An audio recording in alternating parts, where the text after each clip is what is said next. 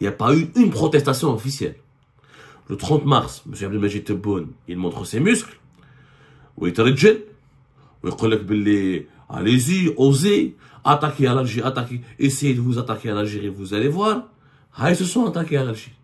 Et lui qui a révélé que le Maroc va exproprier l'État algérien, il va récupérer trois propriétés immobilières et foncières qui appartenaient à l'État algérien à Rabat.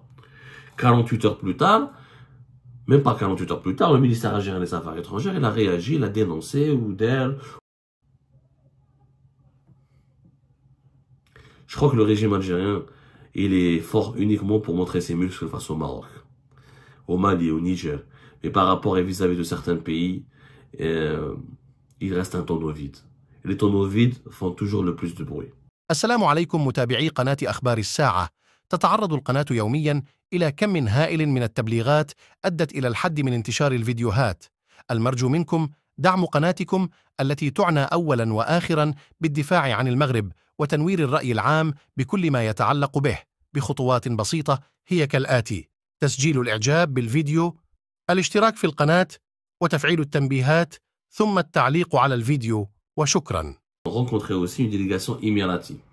Pas une délégation, ce sont des officiels, des diplomates, des officiels qui travaillent pour la mission diplomatique des Émirats Arabes Unis et de l'Arabie Saoudite ont rencontré au siège des Nations Unies à New York, Farhat Mhenni, le leader du MAC qui appelle à la séparation, à la division du pays et qui veut donc désintégrer l'Algérie parce qu'il estime que la Kabylie doit être indépendante. Et d'ailleurs, le 20 avril demain, il prépare un coup de communication. Farhat Mhenni et le MAC veulent proclamer l'indépendance provisoire de la Kabylie à travers la constitution d'un gouvernement. Je crois une déclaration symbolique: la Kabylie est indépendante, mais elle est persécutée, elle est malade, elle est enfermée, elle est étouffée par le régime algérien, c'est une minorité exclue, persécutée, réprimée, etc., etc. Je ne comprends pas une chose. Le régime algérien n'a même pas réagi. Il n'a même pas réagi. Pas un communiqué de la part du ministère des Affaires étrangères pour dénoncer, pour condamner, la rencontre ou là d'une prise de contact entre un mouvement séparatiste et des pays arabes frères, entre guillemets, les Émirats Arabes Unis, l'Arabie Saoudite. L'ambassadeur des Émirats n'a même pas été convoqué, ni rappelé à l'ordre, ni on lui a demandé des explications, ni celui des Émirats Arabes Unis, la même chose. Aucun des ambassadeurs n'a été convoqué, ni rappelé, ni interrogé, ni auditionné. Ouais. Auditionné entre guillemets, c'est-à-dire on n'a pas le droit d'auditionner un ambassadeur étranger, mais on leur a même pas posé la question. On les a même pas inquiétés, c'est-à-dire en fait l'Algérie n'a même pas protesté. Elle n'a pas protesté, ça fait plus, nous sommes le 19 avril, ça fait plus de 48 heures, il n'y a pas eu une protestation officielle. Le 30 mars, M. Abdelmajid Tebboune, il montre ses muscles, ويترجل ويقول لك باللي allez-y, osez, attaquez à l'Algérie, attaquez, essayez de vous attaquer à l'Algérie, vous allez voir. Ils se sont attaqués à l'Algérie. Le 17 avril, راحوا شافوا فرحات مهني وتصوروا معاه وضحكوا معاه. Ça veut dire quoi ça? Quelle aurait été la réaction des Émirats et de l'Arabie Saoudite? C'est des diplomates algériens ou là des officiels de la mission diplomatique algérienne à New York ont rencontré les représentants d'un mouvement de séparatistes qui demandent la cession d'une région des Émirats ou là d'une région entière. Et qui prend la Kabylie, c'est pas n'importe quoi en Algérie, c'est pratiquement l'un des poumons de l'Algérie, d'une cession d'une région stratégique de l'Arabie Saoudite. Quelle aurait été la réaction? Imaginez si les Algériens, ce sont des dirigeants algériens ou là des diplomates algériens qui ont rencontré des représentants d'un mouvement séparatiste saoudien qui appelle à la division d'Arabie Saoudite ou là des Émirats Arabes Unis. Vous allez voir où sera. Il dit un scandale. Il dit le plus grand scandale de l'histoire. Il y a les protestations. Il dit qu'il m'a fait Alger tantano. Ils vont protester, ils vont condamner, ils vont même rompre les relations avec l'Algérie. Chez eux, mais la bouche. L'unité nationale, mais la bouche, روح l'Arabie Saoudite, روح aux Émirats, on dit, je veux diviser, je veux que les chiites, il y a une minorité en Arabie Saoudite, c'est les chiites. Va dire en Arabie Saoudite, je veux que les chiites fondent un État à part. Je veux pas que les chiites soient dans... je soutiens la création d'un État chiite à part en Arabie Saoudite. Tu vas voir comment tu vas te traiter. Tu vas voir ce que tu vas recevoir comme gifle, comme menace, comme coup de pied au cul, comme réprimande, tu vas voir comment les Saoudiens vont réagir. Les Émirats et tu leur dis, ah ouais, je suis pas d'accord avec votre unité fédérale. Je préfère que Dubaï soit indépendante par rapport aux Émirats, où là je demande que un territoire précis, celui à côté de Oman, soit indépendant, ne soit pas avec c'est une minorité, il faut pas qu'il soit avec vous. Vous allez voir comment vous allez être traités. Vous allez voir comment les Émirats arabes unis vont réagir. Vous allez voir. Ah, vous allez voir les vrais pays qui sont sérieux, qui sont sévères, qui ne jouent pas, qui parlent pas. Hadou, c'est pas des tonneaux vides. Et maintenant, notre régime, il a le syndrome des tonneaux vides.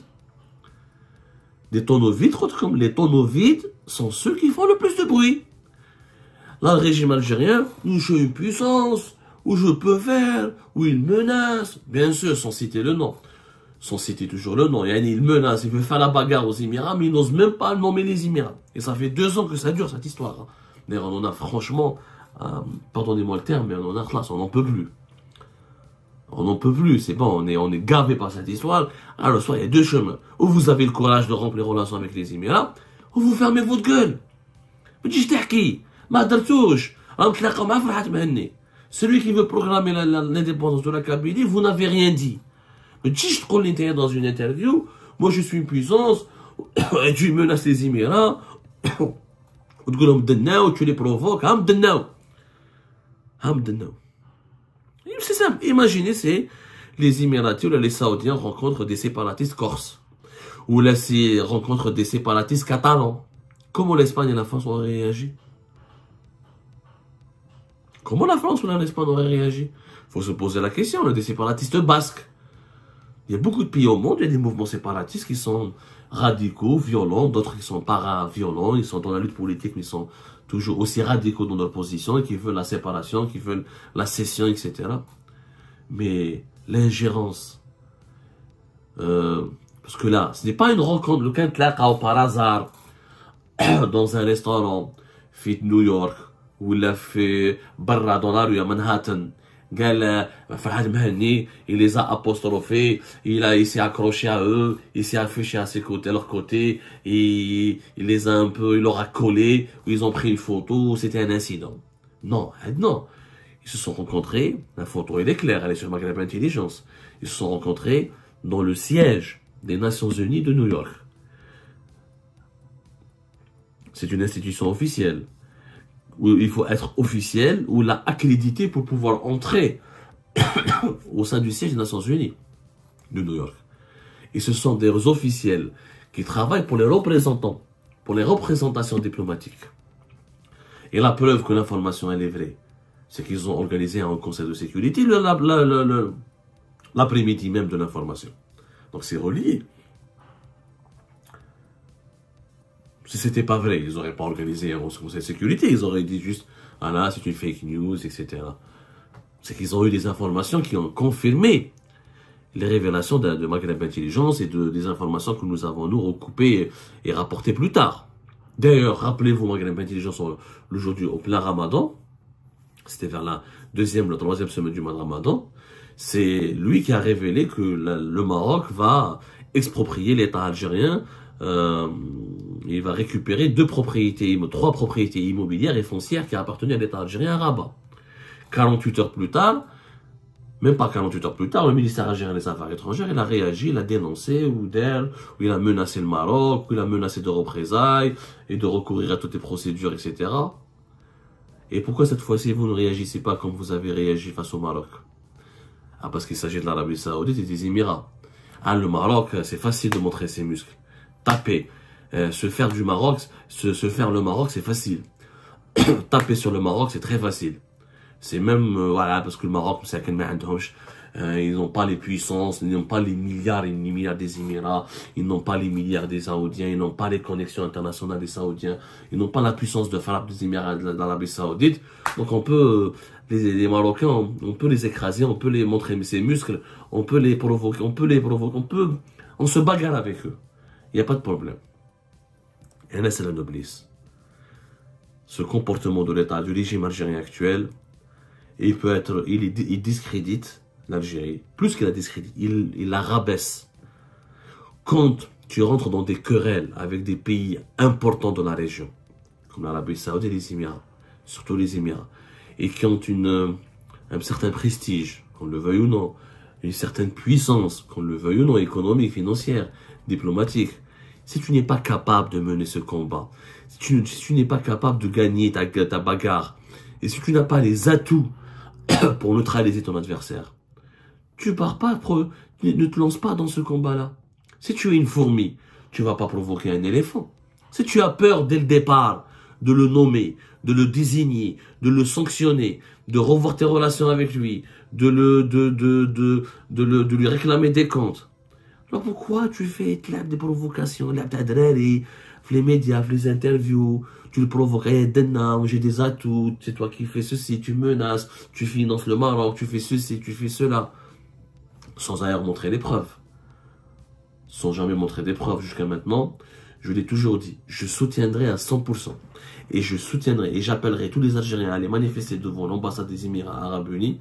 Et pour demander l'expulsion de l'ambassadeur émirati, si les dirigeants algériens me sortent une preuve, les Émirats Arabes Unis complotent ou la menacent la sécurité nationale de notre pays. Mais si tu es un président de la République et tu les accuses d'avoir orchestré des manœuvres hostiles, à la fois janvier 2024, c'était en plein au Conseil de sécurité nationale, et le 30 mars 2024, c'était lors d'une interview, d'une prise de parole publique.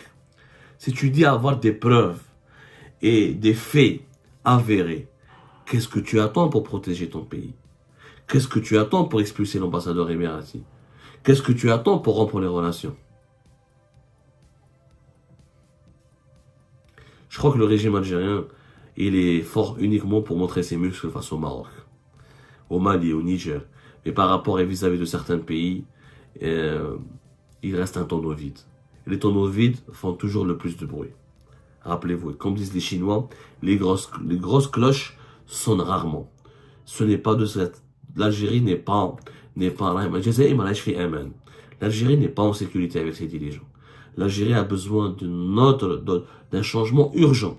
Nous avons besoin de retrouver des leaders charismatiques qui n'ont pas peur d'affronter, de se confronter, de défier, de parler ouvertement et de s'adresser directement à celles et ceux qui menacent notre pays ou là qui pourraient le déstabiliser. Les dirigeants actuels manquent de courage, de lucidité et clairement de capacité pour défendre notre patrie. Et encore une fois, l'épisode du MAC avec les représentants officiels des appareils diplomatiques des pays du Golfe le démontre plus que amplement.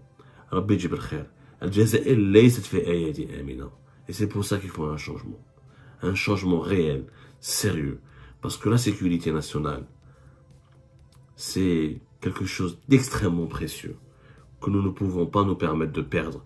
On ne peut pas se permettre de jouer avec la sécurité nationale. Franchement, on ne peut pas se permettre de jouer avec ça. Il a été traduit en grec, depuis passé par les Romains, ensuite l'héritage de la langue latine, etc. Il s'est popularisé un peu dans la culture, dans les cultures des langues qui sont d'origine latine, comme le français, l'espagnol, le portugais, etc. Ou l'italien. Les tonneaux vides sont ceux qui font le plus de bruit. À l'époque, les Grecs ont inventé ce proverbe. Ils faisaient référence à des tonneaux qui étaient placés dans des temples. Ils étaient toujours vides et à chaque fois que quelqu'un les touchait, ou là, on les appelait à l'époque les chaudrons. Dès que quelqu'un était... il fallait... En fait, ils étaient... voilà, c'était dans un temple, ils étaient placés sur une certaine ligne. Comme ça, dès que chacun va toucher un de ces chaudrons, ça fait un bruit, comme ils sont vides. En fait, ce proverbe, depuis la Grèce antique, il veut dire que les grands parleurs sont toujours comme les... ils disent toujours des choses, mais ils appliquent jamais ce qu'ils disent. C'est des beaux parleurs. Les grands parleurs sont comme les vases vides, qui résonnent plus que les pleins. C'est-à-dire, C'est des gros parleurs. On a dit, on a je fais, à la fin, dans l'action sur le terrain, il a beau montrer ses muscles, il a beau menacer, il a beau dire je suis le plus fort, le plus agressif, je suis le plus puissant, etc. À la fin, et en Chine, il y a un autre proverbe chinois, il dit les grosses cloches sonnent rarement. Les grosses cloches sonnent rarement pour dire les Chinois, celui qui est vraiment capable, celui qui est vraiment, qui est dans l'action, qui est dans l'entreprise, qui est dans la démonstration, il ne parle pas, il agit directement. Il passe pas son temps à faire des promesses, à parler, à communiquer, à parler comme un perroquet. Malheureusement, ces deux proverbes s'appliquent sur le régime algérien concernant nos relations avec les Émirats et l'Arabie Saoudite, notamment, et avec les monarchies du Golfe. Vous avez bien vu le 30 mars 2024 comment Abdelmajid Tebboune a été méprisant à l'égard des Émirats, comme il leur a dit, voilà, si vous êtes capable, l'Algérie c'est le pays de 5 millions et quelques de shahids, qui ont donné leur vie pour libérer le pays du colonialisme français. Si vous voulez vraiment, si vous voulez provoquer l'Algérie, si vous voulez menacer l'Algérie, allez-y, foncez, osez, osez. Sans les nommer toujours, hein, il n'a jamais nommé parce que le Tebboune, ni aucun dirigeant algérien n'a eu le courage. C'est quand même une situation inédite. Depuis l'indépendance du pays, nous n'avons jamais connu des dirigeants qui n'ont pas le courage et l'audace de nommer un adversaire ou un détracteur. De l'époque de Bouteflika, de l'époque de Bembella jusqu'à l'époque de Bouteflika, on n'a jamais eu des dirigeants qui étaient aussi peureux, qui s'attaquaient à un pays à travers des allusions, à travers des articles de presse, à travers des rumeurs sur les réseaux sociaux, à travers des non-dits, à travers des évocations indirectes. Jamais, ni Moubedi, ni Bembella, ni Chedli, ni Bouteflika, ni Zerouel, personne n'a fait ça. Personne n'a fait ça auparavant dans l'histoire de l'Algérie. L'Algérie, elle a toujours eu des positions fermes quand elles se sont menacées ou quand elles sent qu'elle a un problème avec un pays, elle le désigne, elle lui parle, elle l'affronte, elle le confronte. Mais nous n'avons jamais vu des positions algériennes basées sur des allusions, des évocations indirectes, sur les réseaux sociaux, sur les attaques médiatiques. Il n'a pas nommé les Émirats, tout le monde a compris de quoi il s'agissait. Pays arabe frère, حنا صابرين عليه قال لك تبون في رمضان ندعو لهم يهدوهم الله يهديهم وراهم يخلطوا لنا ils menacent nos intérêts et nous avons des preuves ils sèment la zizanie ils vont au Soudan et en Libye ou à Beliche de graves accusations mais il y a un discours tout simplement irrationnel qui mêle la rumeur à la grave accusation sans aucune preuve et d'ailleurs 2 jours plus tard ou 24 heures plus tard, un ancien ministre des Affaires étrangères émirati lui a répondu, ou comment la réponse très éloquente du ministre des Affaires étrangères émirati, de l'ancien ministre des Affaires étrangères émirati, qui n'est allé à un sujet. Mais, le 17 avril dernier, voilà, il y avait un haut conseil de sécurité qui s'est tenu dans la plus grande, pas dans la plus grande discrétion. Il a été annoncé à la dernière après-midi, vers 17h30, avec l'APS et les médias publics ont annoncé l'organisation d'un haut conseil de sécurité. C'est la première fois qu'un haut conseil de sécurité a été organisé. Il n'y a pas eu de communiqué derrière. Je pense que c'est pas la première fois, non. Je crois qu'il y a eu déjà des hauts conseils de sécurité. Il n'y a pas eu de communiqué. Mais c'est la première fois où il y a un haut conseil de sécurité qui n'a pas été préalablement annoncé. Ou là, qui n'a pas été annoncé le matin même. C'est la première fois qu'un haut conseil de sécurité a été annoncé vers la fin de la journée. Et à la fin, on n'a pas eu de communiqué qui explique qu'est-ce qui a été décidé, alors que majoritairement, dans la plupart des cas, les séances du Haut Conseil de sécurité de l'Algérie, qui est l'instance la plus forte, la plus puissante, la plus prestigieuse de l'État, qui regroupe, je rappelle, le Haut Conseil de sécurité, c'est l'ensemble des dirigeants de l'État, y compris les directeurs, les responsables les plus importants des services de sécurité, comme la sécurité militaire, de l'enseignement, les services de l'enseignement et les différents corps constitutifs de la sécurité nationale, la gendarmerie nationale, la police nationale, l'armée, l'état-major de l'armée, et certains membres du gouvernement, comme le ministère de l'Intérieur, les Affaires étrangères, la Justice ou le Premier ministre. Ce Haut Conseil de sécurité, vous l'avez bien compris, il a été tenu en urgence, le jour même où il y a eu des révélations sur une rencontre entre Farhat Mhenni et de ses collaborateurs du MAC, le mouvement pour l'autodétermination de la Kabylie, avec des délégations des pays du Golfe. Et nous avons le jour même fait une émission qui a beaucoup cartonné, où nous avons expliqué que voilà, effectivement, nous avons pu confirmer. Nous avons même publié la photo. L'information est sortie sur Maghreb Intelligence, un média qui est très bien informé.